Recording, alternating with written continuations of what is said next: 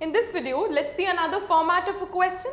The format of a question is dx upon ax square plus bx plus c. So in this type of question, you'll follow 2-3 steps. The first one would be always make the coefficient of x square as 1, that means unity. After you have done that, you will follow the method that we have been studying in our junior classes of completion of square or completing the squares, wherein you will add and both subtract square of half of coefficient of x, and then you will use the appropriate formulas. If still not understood, let's see this question. It is dx upon x square plus 4x plus 8, similar to the format that we are studying. Now see, what I have told you, first step would be always the coefficient of x square should be 1. Yes, the coefficient of x square is 1. So first step has been done already by the question itself. The second step is of completion of squares. Now completion of squares means what? You will see what is the coefficient of x? It is 4. Now you have to half the coefficient of x. What is the answer? Right? The answer here is 2. Now you will square the answer.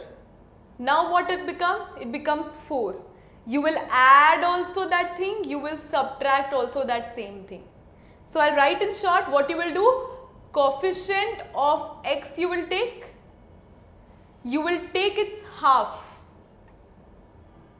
coefficient of x, then you will square it,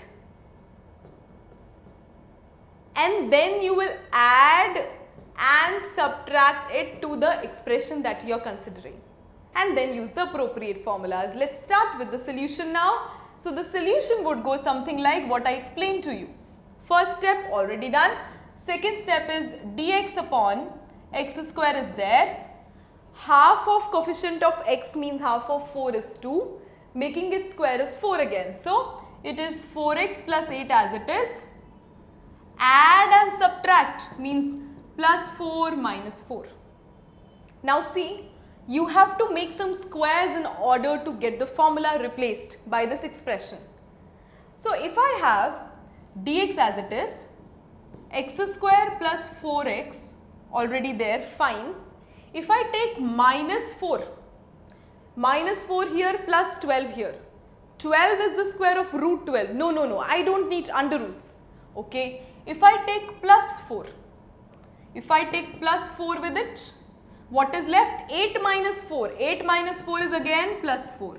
Now it is beneficial because this is the whole square of x plus 2 and this is the square of 2. Right? So that is how you do it. So it is dx upon x plus 2 whole square plus 2 square. Now you know the formula that I will be using. I will be using the simple formula of dx upon x square plus a square integral. What is the formula? 1 by a tan inverse x by a. So it is 1 by a tan inverse x by a plus c. So that is how you obtain the answer, and that is how you do this type of a question.